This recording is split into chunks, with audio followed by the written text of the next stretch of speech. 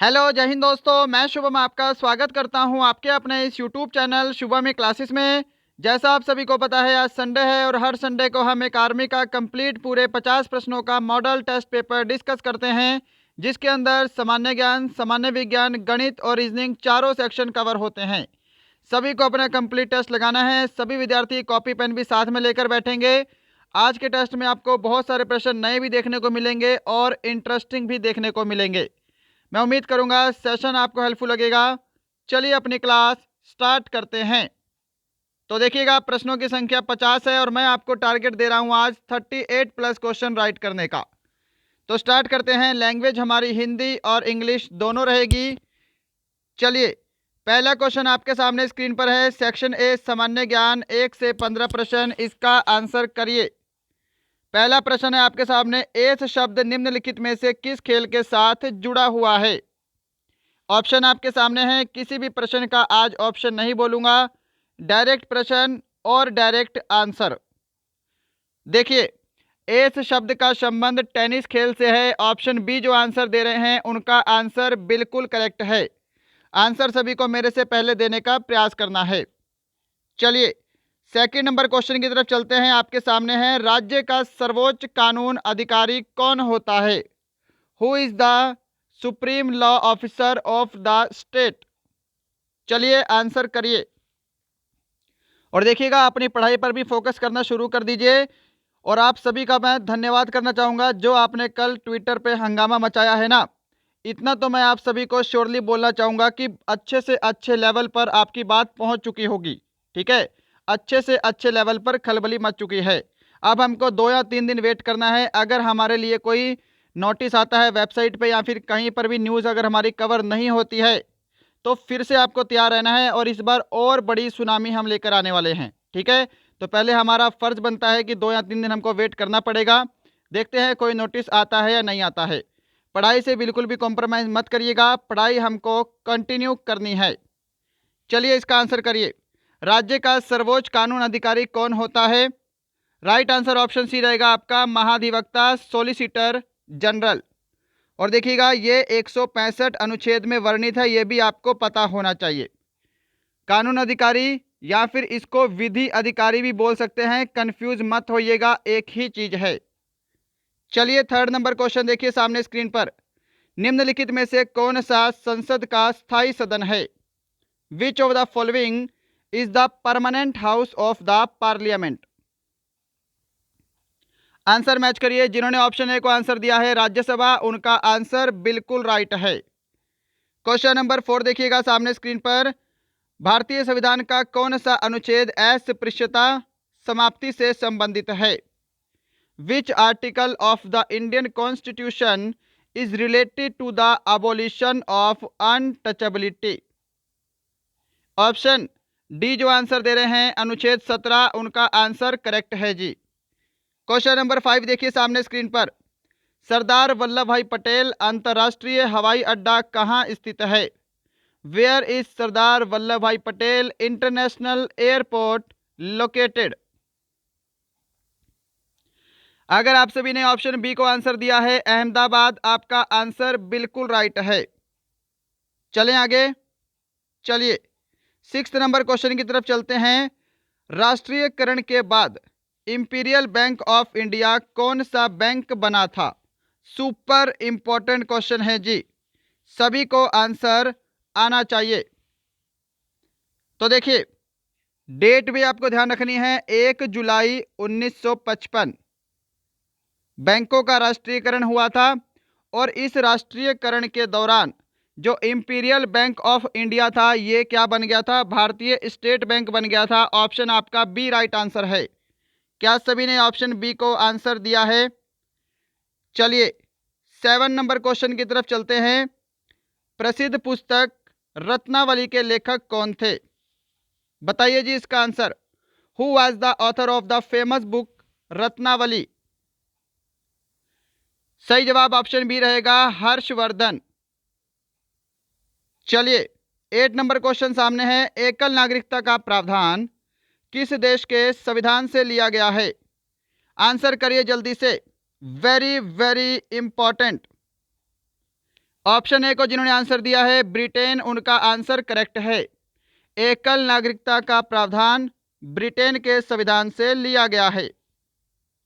Question number 9 देखिए, निम्नलिखित में से कौन सा एक प्रसिद्ध भारतीय चित्रकार है? जो ऑप्शन डी है ये आपका नीचे है, यामिनी कृष्णमूर्ति। चलिए, इन तीनों में से ही आपका राइट आंसर रहेगा, आंसर करिए। देखिएगा, ऑप्शन सी जो आंसर दे रहे हैं एम एफ हुसैन, उनका राइट आंसर है। एम एफ हुसैन जो है यह चित्रकला के क्षेत्र से संबंधित हैं, ये आपको पता होना चाहिए। रविशंकर आप सभी को पता है ना, रविशंकर क्या हैं? सितार वादक हैं। हरिप्रसाद चौरसिया जो हैं ये बांसुरी वादक हैं, ये भी सभी को पता होगा। चलिए 10 नंबर क्वेश्चन की तरफ बढ़ते हैं। किस पंचवर्षीय योजना के तहत राउरकेला इस्पात संयंत्र की स्थापना हुई थी? आंसर करिए जी, क्या आंसर करेंगे? तो देखिए, यहां पे आपसे राउरकेला दिया है, साथ में एक चीज ऐड करिए भिलाई इस्पात संयंत्र, साथ में एक और चीज ऐड करिए दुर्गापुर इस्पात संयंत्र। ठीक है, राउरकेला, भिलाई और दुर्गापुर स्टील जो है प्लांट, इनकी स्थापना द्वितीय पंचवर्षीय योजना के तहत हुई है। ऑप्शन बी करेक्ट आंसर है। क्वेश्चन नंबर 11 देखिएगा सामने स्क्रीन पर, आंसर करिए जी। कौन सी भारतीय झील भारत की लैगून झील के रूप में प्रसिद्ध है?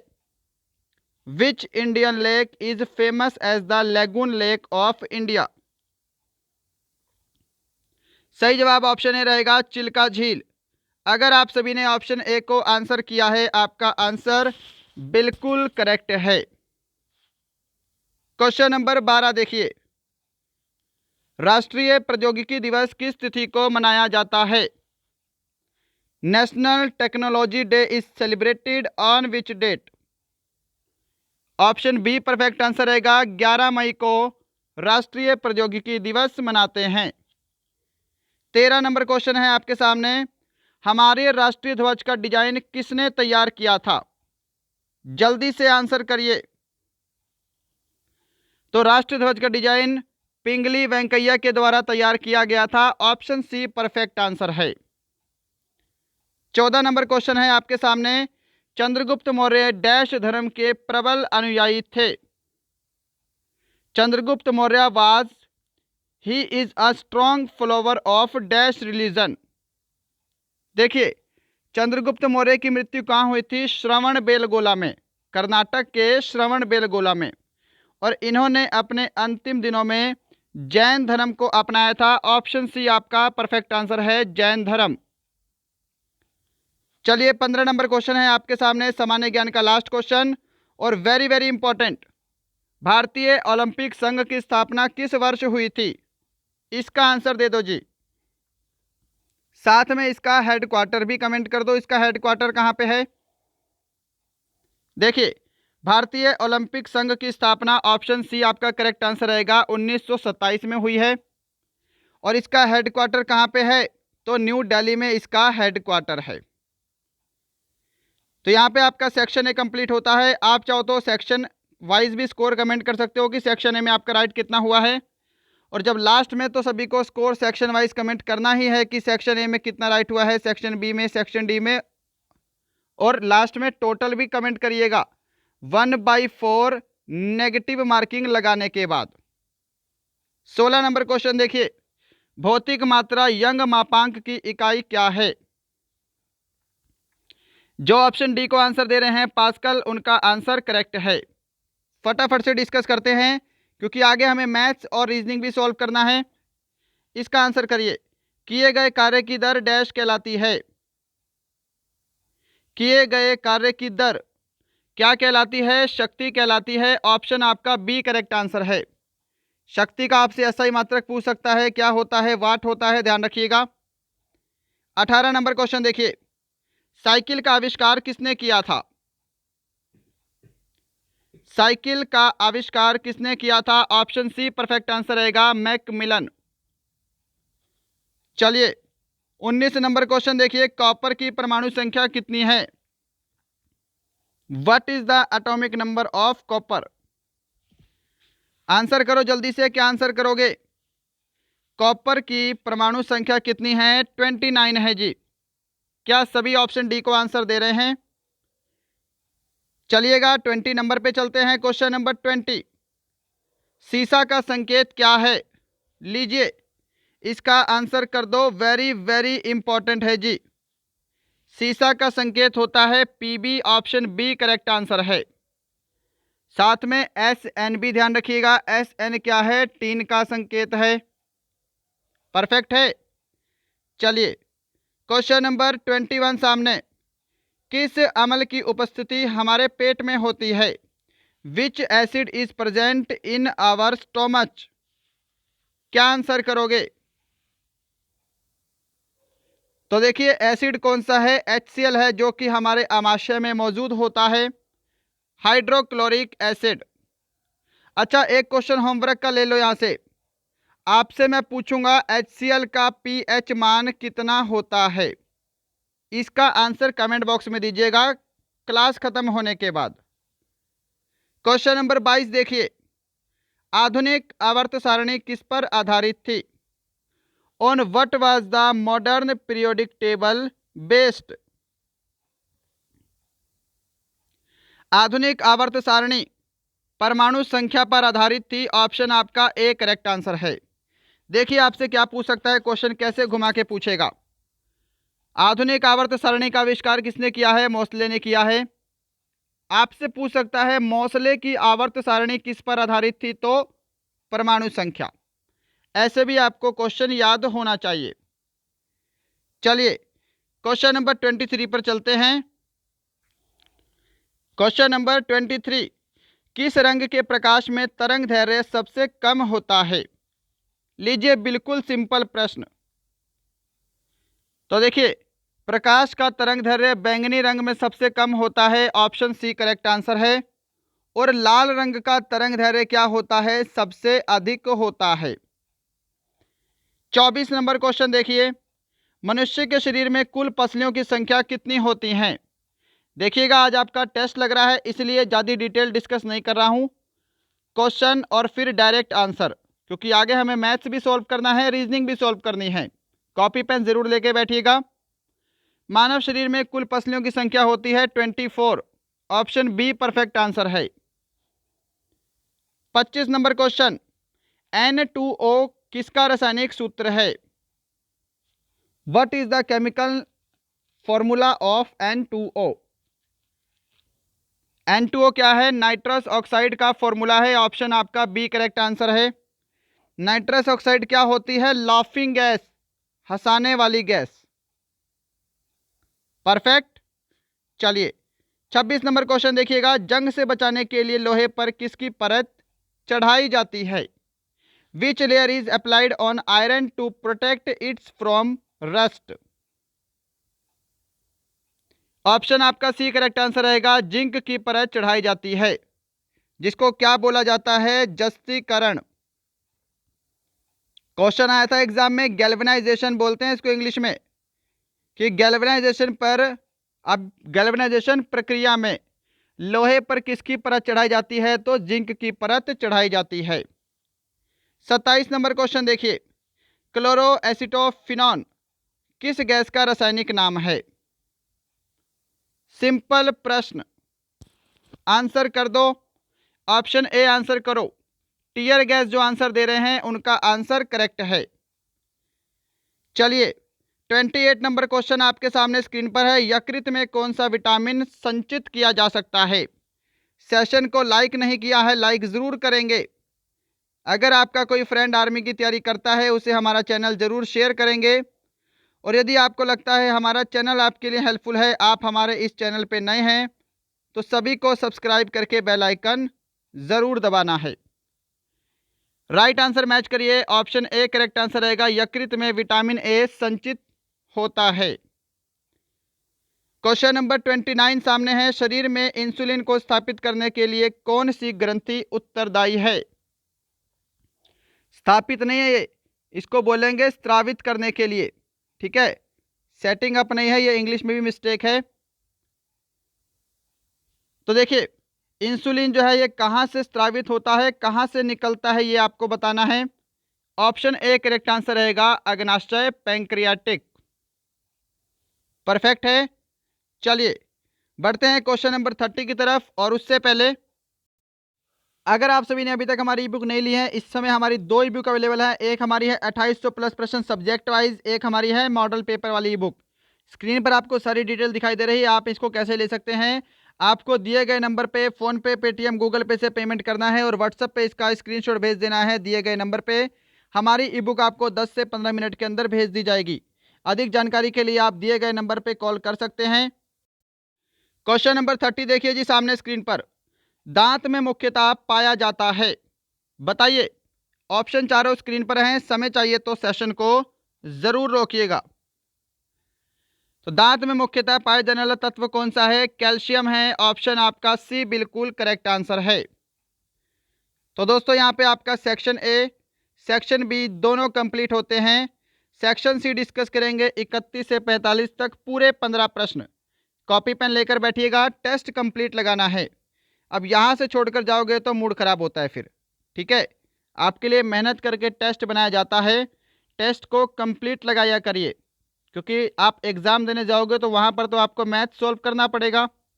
चलिए आज क्लास फटाफट से करेंगे, फटाफट से स्पीड में हम मैथ के क्वेश्चन भी सॉल्व करेंगे। देखिएगा, मनीषा की चाल 26 किलोमीटर प्रति घंटा है। 1300 मीटर की दूरी तय करने में उसे कितने मिनट का समय लगेगा? समय लगेगा यानी कि आपको टाइम निकालना है। और टाइम का फॉर्मूला क्या होता है? Distance upon speed. परफेक्ट। देखिए डिस्टेंस दे रखा है आपको 1300 मीटर, स्पीड दे रखी है 26 किलोमीटर प्रति घंटा। परंतु हमें पता है कि किलोमीटर प्रति घंटे को मीटर प्रति सेकंड में बदलने के लिए क्या करते हैं? 5/18 से मल्टीप्लाई करते हैं। तो 18 नीचे न रहकर 18 कहाँ चला जाएगा? ऊपर चला जाएगा। इतना क्लियर है। अब इसको कैंसिल करिए जितना कैंसिल होता है। देखिए 13 एकम 13, ऊपर 100 आ गया, 13 दूनी 26। 2 से कैंसिल करूंगा, 2 नी में 18, और 5 को 100 से कैंसिल करूंगा तो यहाँ पे 20 आ जाएगा। अब अगर मैं 20 को 9 से मल्टीप्लाई करता हूं तो कितना आ रहा है? 180 सेकेंड। सेकंड बनेगा ये 180, क्योंकि जो हमारा समय है वो सेकंड में चला गया है, मीटर प्रति सेकंड में बदलने के बाद स्पीड को। अब हमको आंसर दे रखा है मिनट में, तो 180 सेकंड कितने मिनट हो गए? 3 मिनट हो गए हैं। ऑप्शन आपका बी करेक्ट आंसर है। क्लियर है। चलिए क्वेश्चन नंबर 32 देखिएगा सामने स्क्रीन पर। इसका आंसर करिए जल्दी से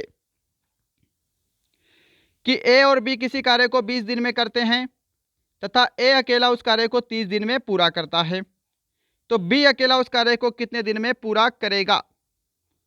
देखिए ए प्लस बी दोनों मिलकर कार्य को करते हैं 20 दिन में, और ए अकेला उस कार्य को करता है 30 दिन में। अब सबसे पहले क्या है, हमें वर्क पता होना चाहिए, वर्क कितना है, और दोनों की एफिशिएंसी पता होनी चाहिए। तो वर्क क्या होता है? जो हम इनका एलसीएम लेंगे वो आपका वर्क होगा, और इनका एलसीएम कितना आ गया? 60 आ गया।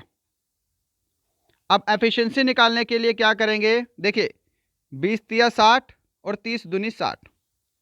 ये 3 क्या है? ए और बी दोनों की कार्य करने की क्षमता है, और 2 क्या है? केवल ए की कार्य करने की क्षमता है। हमको बताना है बी अकेला उस कार्य को कितने दिन में करेगा। तो देखिए टोटल कार्य कितना है जी? 60 यूनिट। अब दोनों की क्षमता में से हम सिर्फ ए की क्षमता माइनस करेंगे तो बी की क्षमता बचेगी कार्य करने की, तो 3 में से 2 को माइनस करेंगे 1। ठीक है, तो यहाँ पे क्या है? बी अकेला उस कार्य को 60 दिन में पूरा करेगा। ऑप्शन आपका सी करेक्ट आंसर है। 33 नंबर क्वेश्चन देखिए जी सामने जल्दी से। क्वेश्चन नंबर 33 आंसर करिए फटाफट।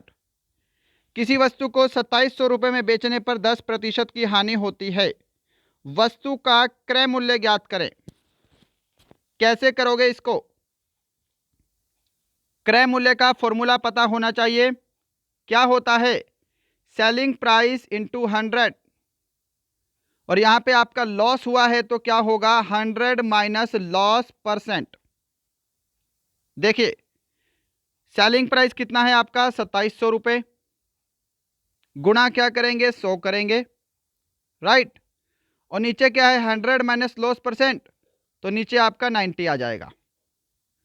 जीरो से आपकी जीरो कैंसल, 9 3 ज़ा 27, ऊपर 30 आ गया, और 30 को 100 से गुणा करेंगे तो 3000 रुपये आपका परफेक्ट आंसर होगा ऑप्शन बी।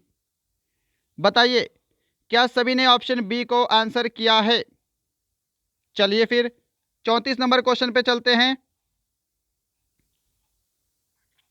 34 नंबर क्वेश्चन आपके सामने है, और ये वाला क्वेश्चन तो आपके आर्मी का ऑल टाइम फेवरेट क्वेश्चन है। क्वेश्चन हमेशा पूछा जाता है। देखिए 30 वस्तुओं का क्रय मूल्य 24 वस्तुओं के विक्रय मूल्य के बराबर है, लाभ प्रतिशत ज्ञात करें। तो जब भी आपके सामने ऐसा प्रश्न दिखाई दे, आपको सिर्फ 2 स्टेप फॉलो करने हैं। सबसे पहले इनके बीच का डिफरेंस ले लेना है, जो कि कितना है 6 है, डिवाइड बाई जो आपको विक्रय मूल्य के बराबर वाली रकम दी हो उसको आपको अपॉन में लेना है। यहाँ पे विक्रय मूल्य के बराबर क्या है 24 है, 24 वस्तुओं के विक्रय मूल्य के बराबर है, ये आपकी रकम जो है नीचे आ जाएगी, और परसेंटेज के लिए गुणा आपको 100 कर देना है। सिंपल, 6 कम 6, 6 चौके 24, 4 को 100 से डिवाइड करेंगे तो यहाँ पे 25% आपका राइट आंसर रहेगा ऑप्शन ए। क्या सभी ने ऑप्शन ए को आंसर दिया है? चलिए 35 नंबर क्वेश्चन की तरफ बढ़ते हैं। सामने स्क्रीन पर इसका आंसर करिए, जल्दी से आंसर करिए। इसका रेशो एंड प्रोपोर्शन वाले टॉपिक से है, और परसेंटेज भी मिक्स है थोड़ा बहुत, कि दो संख्याएं किसी तीसरी संख्या से 17% तथा 50% अधिक हैं, उन दोनों संख्याओं का अनुपात ज्ञात करो। ध्यान से देखिए, माना मैंने तीसरी संख्या क्या है 100 है, ये तीसरी संख्या 100 मानी है मैंने, तो ये जो दोनों संख्याएं हैं ये तीसरी से 17% और 50% अधिक हैं, यानी कि जो पहली संख्या है वो कितनी हो जाएगी 117 हो जाएगी, 100 से 17% अधिक है, और दूसरी संख्या कितनी हो जाएगी 150 हो जाएगी, क्योंकि 100 से 50% अधिक है। अब आपको क्या बोला है, सिंपल कि इन दोनों संख्याओं का क्या बताना है, आपको रेशो बताना है। तो 3 से करके देख लो, 3 पंजे 15, नीचे 50, यहाँ पे 3 तिया 9 और 3 नम 27, 39:50, ऑप्शन सी आपका परफेक्ट आंसर है। क्या सभी ने ऑप्शन सी को आंसर किया है? चलिए 36 नंबर क्वेश्चन आपके सामने स्क्रीन पर, करो जी इसका आंसर एवरेज वाले टॉपिक से है। क्वेश्चन है कि किन्हीं 100 संख्याओं का औसत 47 है, बाद में पता चला कि संख्याएं 60, 70, 80 को 40, 20 और 50 पढ़ लिया गया, सही औसत ज्ञात करें। ध्यान से देखिए, 100 संख्याएं हैं, इन 100 संख्याओं का औसत 47 है। अगर मैं 100 को 47 से गुणा कर दूं तो 100 संख्याओं का टोटल कितना हो जाएगा 4700 हो जाएगा। अब यहां पे अगला खेल देखिए, बोला है कि 3 संख्याएं जो कि कितनी हैं 60, 70 और 80 हैं। अगर मैं इन तीनों का टोटल करूं तो कितना बन रहा है, यहाँ पे 0 आएगी, यहाँ पे क्या 8 7 15, 15 और 6 21, तीनों का टोटल हो रहा है 210। यानी कि इन तीनों संख्याओं को जिनका टोटल 210 बन रहा है, इनको क्या पढ़ लिया गया 40, 20 और 50 पढ़ लिया गया। अगर मैं इनका भी टोटल करूं तो 50 और 20 70, 70 और 40 110, यानी कि आपको 210 लिखना था और आपने कितना लिखा है, सिर्फ 110 लिखा है। तो कितना कम जोड़ा है इसमें, कितना कम है, यहाँ पे आपको 100 और ऐड करना पड़ेगा, यहाँ पे आपका अभी 100 कम है। ये जो 4700 है इसमें 100 और कम है, तो 100 जोड़ने के बाद ये कितनी हो जाएंगी टोटल, इन 100 संख्याओं का टोटल हो जाएगा 4800, जो कि अब बिल्कुल सही टोटल है। हमको सही औसत बताना है, 100 संख्याओं का टोटल 4800, टोटल संख्याएं 100 हैं, भाग करेंगे तो यहाँ पे 48 आपका एवरेज आएगा, ऑप्शन डी। क्या सभी ने ऑप्शन डी को आंसर दिया है? 37 नंबर क्वेश्चन देखिए एक बार, चलिए, ये भी क्वेश्चन आपका एवरेज से है और बहुत अच्छा क्वेश्चन है, एग्जाम में पूछा जा सकता है। 6 व्यक्तियों का औसत वजन 2.5 केजी बढ़ जाता है जब 55 केजी वाले व्यक्ति के स्थान पर नया व्यक्ति आ जाता है। नए व्यक्ति का वजन ज्ञात करें। देखिए सिंपल, जो व्यक्ति गया है वो कितना है, 55 केजी का है। यानी कि अगर कोई व्यक्ति आया है उसका वजन तो 55 किलो है ही, प्लस कुछ फालतू भी है क्योंकि 2.5 केजी वजन बढ़ गया इन 6 व्यक्तियों का इस व्यक्ति के आने से। तो अगर मैं 6 को 2.5 से मल्टीप्लाई करता हूं तो यहां पर पता लग जाएगा कितना वजन बढ़ा है, इन 6 व्यक्तियों का टोटल वजन और कितना बढ़ गया है। तो यहाँ पे 6 पंजे 30 की 0 हासिल 3, 6 दूनी 12 और 3 15, यानी कि हमें पता लग रहा है कि टोटल 15 केजी वजन और बढ़ गया है। 55 किलो का विद्यार्थी गया, ठीक है, और एक विद्यार्थी आया है, यानी कि 55 केजी वेट तो ऑलरेडी है, प्लस 15 केजी वेट और बढ़ गया। तो अगर मैं 55 में 15 और जोड़ दूं तो यहाँ पे जो 70 है वो आपके नए विद्यार्थी का वजन आएगा, ऑप्शन सी। बताइए क्या सभी को समझ में आया है और क्या सभी ने सही आंसर किया है। क्वेश्चन नंबर 38 देखिएगा, सामने स्क्रीन पर है। अब इस क्वेश्चन में आपको कैलकुलेशन करनी पड़ेगी। देखिएगा 28 मार्च को जो एग्जाम हुआ था उसमें इस टाइप से क्वेश्चन पूछा गया था आपके एग्जाम में, तो इसका भी आंसर करो जल्दी से। ध्यान से समझिएगा क्वेश्चन को, अगर आता है तो बहुत अच्छी बात है और नहीं आता तो आज से आने लगेगा। एक खेत का आकार वृत्ताकार है, इस खेत के परितः, परितः क्या होता है, चारों ओर 11 रुपये प्रति मीटर की दर से बाड़ लगाने की लागत 2420 रुपये है। खेत का क्षेत्रफल ज्ञात करें। देखिए अगर आपको बोले कि वृत्ताकार खेत की लागत निकालनी है तो लागत निकालने का सूत्र क्या होता है, पहले ये देखिए। वृत्ताकार खेत की मैं शॉर्टकट में लिख रहा हूं, लागत निकालने का सूत्र होता है परिमाप गुणा जो आपको दिया है मीटर की दर से रुपए, ठीक है। लागत आपको ऑलरेडी दे रखी है 2420 रुपये, क्लियर। परिमाप को पेरीमीटर लिखते हैं, गुणा रुपए कितना है, 11 रुपये प्रति मीटर की दर से। अगर मैं 11 को इससे 2420 को 11 से भाग कर दूं तो यहाँ पे 220 बनेगा, और 220 क्या है, इसका परिमाप आ गया किसका, एक वृत्ताकार खेत का परिमाप कितना है, 220 है। यानी कि यहां से आपको क्या पता लगा, परिमाप पता लग गया है। अब इसको मैं रफ करने जा रहा हूं, इतना सभी को समझ में आया होगा। ध्यान से देखिए कि किसी वृत्त का परिमाप कितना दे रखा है आपको, 220 दे रखा है। परिमाप का फॉर्मूला क्या होता है, 2 पाई आर। देखिए 2 गुणा पाई की वैल्यू 22/7 गुणा आर, और परिमाप आपको दे रखा है 220। थोड़ा सा लेंथी सवाल है, ध्यान से समझिएगा, पर सवाल आसान है। देखिए ध्यान से, 22 को 220 से भाग करेंगे तो 10 आएगा, 2 को 10 से भाग करेंगे तो 5 आएगा।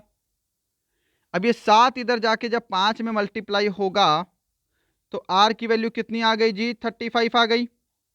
क्या इतना सभी को समझ में आया है। यहां से हमने आर निकाला है क्योंकि हमें क्षेत्रफल निकालना है। अब आर की वैल्यू कितनी है जी, 35 है। मैं इसको फिर से रफ कर देता हूं, ठीक है। देखिए आर की वैल्यू कितनी है, 35 है। वृत्त का क्षेत्रफल क्या होता है, पाई आर स्क्वायर।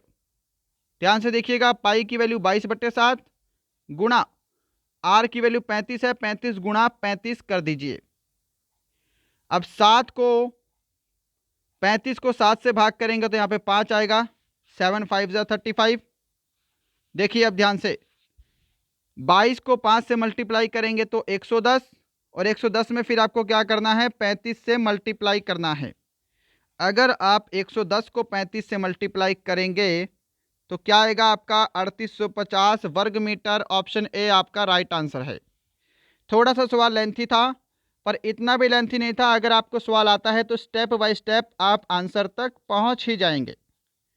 39 नंबर क्वेश्चन देखिए ध्यान से, सिंपल सा प्रश्न है, आंसर करिएगा। 24 और 6 का मध्यानुपाती ज्ञात करें। हाँ जी, मध्यानुपाती का फॉर्मूला क्या होता है? Under root A B, under root 24 गुणा 6 करिए। अंडर रूट में कितना आएगा? 6 चौके 24 का 4 हासिल 2, 6 दूनी 12 और 2 14। अब अंडर रूट 144 की वैल्यू कितनी होती है? 12 होती है। ऑप्शन आपका सी राइट आंसर है। चलें आगे। चलिए 40 नंबर क्वेश्चन देखिए जी, आपके सामने है। सबसे सिंपल प्रश्न है और ध्यान रखिएगा, इसका जो पीडीएफ है वो आपको हमारे टेलीग्राम चैनल पे ज़रूर मिलेगा। टेलीग्राम चैनल का लिंक डिस्क्रिप्शन में है, जाके टेलीग्राम को ज्वाइन करिएगा। अब यहाँ पर देखिए, यहाँ पे आपको दिया है 2a बराबर 3b। अब कुछ विद्यार्थी क्या करते हैं कि a की वैल्यू 2 मान लेते हैं, जबकि ये क्या है? 2 गुणा a लिखा है। ठीक है, यहाँ पर देखिएगा a की वैल्यू क्या है? बराबर वाली होगी 3 और b की वैल्यू क्या है? इसके सामने 2। तो a की वैल्यू कितनी है? 3 है और b की वैल्यू कितनी है? 2 है। इतना क्लियर है? अब इसमें वैल्यू पुट करिए, आपका आंसर आ जाएगा। a का स्क्वायर यानी कि 3 का स्क्वायर कितना होगा? 9 होगा, प्लस 3b स्क्वायर, पहले 2 का स्क्वायर करेंगे तो 4 और 4 तिया 12। इसको सॉल्व करेंगे 21। आपका ऑप्शन डी करेक्ट आंसर है। बताइए क्या सभी ने ऑप्शन डी को आंसर दिया है? क्वेश्चन नंबर 41, निम्नलिखित में से कौन सी संख्या 3 से पूरी तरह से विभाजित है? देखिए 3 का डिविजिबिलिटी रूल क्या बोलता है कि यदि किसी संख्या के अंकों का टोटल 3 से भाग हो जाता है तो पूरी संख्या 3 से भाग हो जाएगी। अब मैं सबको सॉल्व तो नहीं करने वाला, मैं डायरेक्ट आंसर को चूज करता हूं। ऑप्शन बी को देखिए, 3 और 3 6, 6 और 2 8, 8 और 1 9। अब 9 तो इजीली 3 से भाग हो रहा है ना, तो ये पूरी की पूरी संख्या आपकी 3 से भाग हो जाएगी। बाकी आप चेक कर सकते हैं, किसी का भी टोटल 3 से डिविजिबल नहीं है, यानी कि बाकी कोई भी संख्या 3 से डिविजिबल नहीं है। 42 नंबर क्वेश्चन देखिए सामने। 42 नंबर क्वेश्चन है आपका मिक्सचर एंड एलिगेशन से। प्रश्न है कि 300 रुपये और 400 रुपये प्रति किलोग्राम वाली चाय को 2 किस्मों में किस प्रकार मिलाया जाए कि मिश्रण का मूल्य 320 रुपये प्रति किलोग्राम हो। जब भी ऐसा टाइप का प्रश्न दिखाई दे, आपको समझ जाना है मिश्रण एंड एलिगेशन का क्वेश्चन है। देखिए पहली किस्म की चाय कितनी है? 300 रुपये प्रति किलोग्राम। दूसरी किस्म की चाय कितनी है? 400 रुपये प्रति किलोग्राम। इनको किसी एक मिश्रण में मिलाना है कि इनका मूल्य कितना हो जाए? 320 रुपये प्रति किलोग्राम। तो इसको आपको बीच में रखना है। अब इसमें से आपको ये माइनस करना है, इसमें से आपको ये माइनस करना है। 400 में से 320 माइनस करेंगे 80, 300 में से 320 माइनस करेंगे तो यहाँ पे माइनस का 20 आएगा। परंतु ये फैक्ट है कि मिक्सचर एंड एलिगेशन वाले टॉपिक में हम माइनस नहीं लगाते हैं, तो यहाँ पे आपका 20 रहेगा। इतना क्लियर है? अब रेशो आपसे पूछा है किस रेशो में मिलाया जाए, तो इनका रेशो निकाल लो। 80 और 20 का रेशो कितना होगा?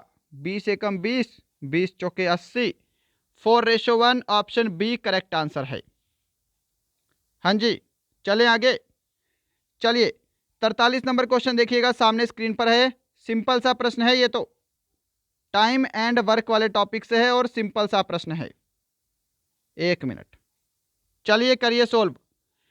यदि 24 व्यक्ति प्रतिदिन 12 घंटे कार्य करके किसी कार्य को 15 दिन में समाप्त करते हैं, तो 36 व्यक्ति प्रतिदिन 10 घंटे कार्य करके उसके दोगुने कार्य को कितने दिन में समाप्त करेंगे? कार्य आपको डबल दिया है।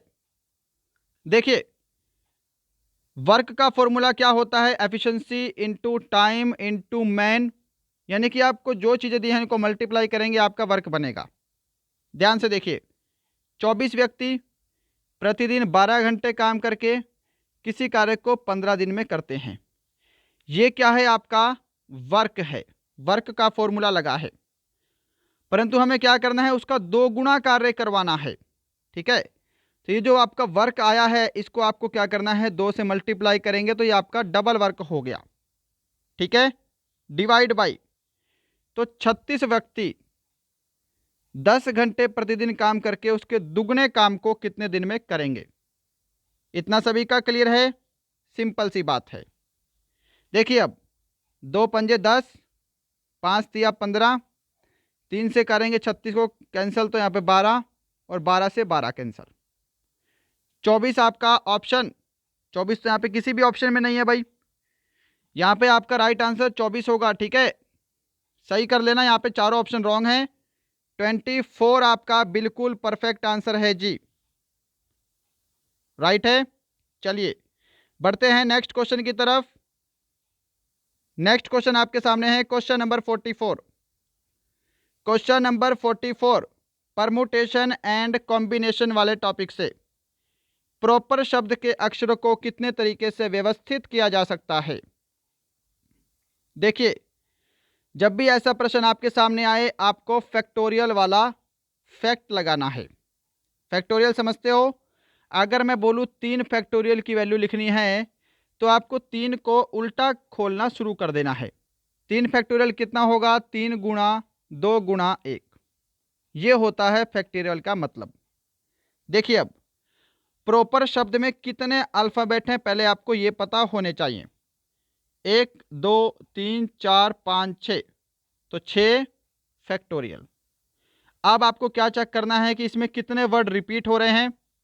तो मुझे दिखाई दे रहा है कि P जो है ये 2 बार रिपीट हो रहा है, तो इसको 2 फैक्टोरियल से आपको डिवाइड भी कर देना है, राइट। और यहाँ पर 2 नहीं है, यहाँ पे जो R है ये भी आपका रिपीट हो रहा है, तो गुणा यहाँ पे 2 फैक्टोरियल फिर से आपको डिवाइड करना है। और मुझे लगता है कि यहाँ पे फिर से शायद ऑप्शन में मिस्टेक हुई है। चलिए सॉल्व करके देखते हैं। यहाँ पे 6 गुणा 5 गुणा 4 गुणा 3 गुणा 2 गुणा 1, राइट, डिवाइड बाई 2 फैक्टोरियल 2 गुणा 1 गुणा 2 फैक्टोरियल 2 गुणा 1। आगे करें सोल्व। अब देखिए ध्यान से देखिएगा कि ये 2 से आपका क्या है, 2 कैंसिल, फिर 2 से कैंसिल करेंगे 2 दूनी 4, राइट, 3 दूनी 6, 6 पंजे 30, 30 को 6 से मल्टीप्लाई करेंगे कितना आएगा, 30 को 6 से मल्टीप्लाई करेंगे 180 आपका राइट आंसर आएगा। यहाँ पर भी ऑप्शन मिस्टेक है जी। ठीक है, आज पता नहीं क्या हुआ है, 2 क्वेश्चन में ऑप्शन मिस्टेक हुए हैं बैक टू बैक। चलिए कोई बात नहीं, आंसर तो सभी का सही आ रहा है ना। क्या सभी ने 180 आंसर किया है? यहीं पे आपका मेन टेस्ट होता है। अगर ऑप्शन गलत आ रहे हैं उसके बाद भी आप इन ऑप्शन में से आंसर दे रहे हैं, इसका मतलब आप सभी क्या कर रहे हो, तुक्का लगा रहे हो। आंसर क्या है, 180 बिल्कुल करेक्ट आंसर है। चलें आगे। चलिए क्वेश्चन नंबर 45, ये तो आपको फॉर्मूला पूछा है कि अर्धगोले के संपूर्ण वक्र पृष्ठ क्षेत्रफल का सही सूत्र क्या है। राइट आंसर आपका ऑप्शन बी रहेगा 3 पाई आर स्क्वेयर। देखिए 2 बाई 3 पाई आर स्क्वेयर क्या है, अर्धगोले का आयतन का सूत्र है, वॉल्यूम का फॉर्मूला है। 4 पाई आर स्क्वेयर क्या है, गोले के, ना कि अर्धगोले के, गोले के वक्र पृष्ठ क्षेत्रफल और संपूर्ण पृष्ठ क्षेत्रफल का फॉर्मूला है। 2 पाई आर स्क्वेयर क्या है, अर्धगोले के वक्र पृष्ठ क्षेत्रफल का फॉर्मूला है, परंतु संपूर्ण वक्र क्षेत्रफल का 3 पाई आर स्क्वेयर है। सभी का क्लियर है, ऑप्शन बी आपका राइट आंसर है। क्वेश्चन नंबर 46 आपके सामने सेक्शन डी रीजनिंग है, 46 से 50 प्रश्न सभी को डिस्कस करना है। लास्ट के 5 प्रश्न बचते हैं आपके सामने। इनमें से कौन सा विकल्प नीचे दिए गए संबंध के अनुसार संबंधित है, इसका आंसर करिए। चलिए जल्दी से आंसर करिए। देखिए यहाँ पे क्या लॉजिक लग रहा है, ये आपके सामने प्रश्न है। यहाँ पे देखिए एस के बाद क्या है, टी को छोड़कर यू ऐड किया है, टी के बाद क्या है, यू को छोड़कर वी ऐड किया है, ओ के बाद पी को छोड़कर क्यू ऐड किया है, यानी कि एक अल्फ़ाबेट छोड़कर दूसरा अल्फ़ाबेट ऐड किया है। अब यहाँ पर देखिएगा कौन सा ऑप्शन जो है वो आपका बिल्कुल परफेक्ट बैठ रहा है। देखिए क्यू के बाद क्या है, आर आता है, तो ये तो ऑप्शन डायरेक्ट ही नहीं है। क्यू के बाद क्या था, क्यू के बाद आर छोड़कर यहाँ पे एस आना चाहिए था। ठीक है, तो ये ऑप्शन ए तो आपका रॉन्ग है। यहाँ पर देखिए जे के बाद डायरेक्ट के ऐड किया है जो कि रॉन्ग है। अब यहाँ पर ऑप्शन सी को चेक करते हैं। जे के बाद क्या है, के को छोड़कर एल पुट किया है। पी के बाद क्या है, पी के बाद क्यू को छोड़कर आर ऐड किया है। एल के बाद क्या है, एम को छोड़कर एन ऐड किया है। ऑप्शन आपका सी बिल्कुल करेक्ट आंसर है। जिन्होंने ऑप्शन सी को दिया है उनका आंसर राइट है। चलें आगे, चलिए बढ़ते हैं नेक्स्ट क्वेश्चन की तरफ। क्वेश्चन नंबर 47, आंसर करिए जल्दी से। क्वेश्चन है कि यदि काले को पीला कहा जाए, पीले को लाल कहा जाए, लाल को नीला कहा जाए और नीले को सफेद कहा जाए तो पके हुए आम का रंग कैसा होता है? इसका आंसर दीजिए जल्दी से। देखिए पके हुए आम का रंग कैसा होता है, पीला होता है। और पीले को क्या कहा जा रहा है, पीले को लाल कहा जा रहा है। तो अकॉर्डिंग टू क्वेश्चन यहाँ पे ऑप्शन बी आपका राइट आंसर रहेगा, रेड। क्या सभी ने ऑप्शन बी को आंसर दिया है? क्वेश्चन नंबर 48 सामने। हाँ जी, इसका आंसर करिए। किसी कोड भाषा में रोज को ESOR लिखा जाता है तो टाइम को कैसे लिखा जाएगा? अगर आप ध्यान से देखो ये क्या है, ROSE। इसको क्या किया है, उल्टा लिखना शुरू किया है, ROSE। समझ गए? तो ऐसे ही क्या है, आगे आपका टाइम दे रखा है, टाइम को उल्टा लिख दो, TIME। यहाँ पे ऑप्शन ए आपका राइट आंसर है। जिन्होंने ऑप्शन ए को आंसर दिया है उनका आंसर बिल्कुल करेक्ट है।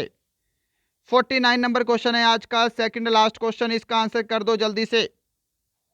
बताइएगा कौन सा लॉजिक लग रहा है, यहां पर कौन सी संख्या आएगी। देखिए डिफरेंस ले लीजिए, डिफरेंस का ही यहाँ पे लॉजिक लगेगा। 26 और 37 में कितने का डिफरेंस है, 11 का डिफरेंस है। 37 और 50 में डिफरेंस है 13 का। 50 और 65 में डिफरेंस कितने का है, 15 का है। तो 11 फिर 13 फिर 15 फिर आगे कितने का डिफरेंस आना चाहिए, 17 का डिफरेंस आना चाहिए। तो अगर मैं 65 में 17 जोड़ता हूं तो कितना बन रहा है, 7 5 12 का 2 हासिल 1, यहाँ पे 82 बनेगा। यानी कि यहाँ पे क्या संख्या आएगी, 82 आएगी। ऑप्शन आपका बी राइट आंसर है। क्या सभी ने ऑप्शन बी को आंसर दिया है? बताइए जी, क्या सभी ने ऑप्शन बी को आंसर किया है? चलिए बढ़ते हैं क्वेश्चन नंबर 50 की तरफ। आज का लास्ट क्वेश्चन है, इसका आंसर दीजिए, इसके बाद आपकी छुट्टी है। प्रश्न है कि आने वाले कल से अगला दिन शुक्रवार होगा तो बीता हुआ कल कौन सा दिन था? देखिए ये मैंने लगा दिया बीच में निशान, इसको मैं मान लेता हूं प्रेजेंट डे, आज का दिन। आने वाले कल से अगला दिन, ये आने वाला कल है और इससे अगला दिन क्या है, फ्राइडे है, शुक्रवार है। तो इससे पहला दिन कौन सा होगा जी, गुरुवार होगा। और प्रेजेंट डे कौन सा होगा, बुधवार होगा। इतना क्लियर है सभी को? बीता हुआ कल कौन सा दिन था, ये प्रेजेंट डे है तो बीता हुआ कल यहां पे आएगा। अगर आज बुधवार है तो कल कौन सा दिन था, मंगलवार था। ऑप्शन सी आपका राइट आंसर है। बताइएगा क्या सभी ने ऑप्शन सी को आंसर किया है? तो दोस्तों ये थे आपके आज के पूरे की पूरे 50 प्रश्नों का model paper. GK, science, math, reasoning, चारों सब्जेक्ट हमने यहाँ पे डिस्कस किए हैं। बताइएगा आज का सेशन कैसा लगा, इन 50 प्रश्नों में आज आपका स्कोर कितना है, हमारा पढ़ाया हुआ आपको कैसा लगता है। अभी तक आपने हमारी ई बुक नहीं ली है, हमारी ई बुक ले सकते हैं। स्क्रीन पर आपको सारी डिटेल दिखाई दे रही है। सभी को स्कोर कमेंट करना है, स्कोर सभी को कमेंट करना है। चलिए मिलते हैं कल, तब तक के लिए जय हिंद, जय भारत।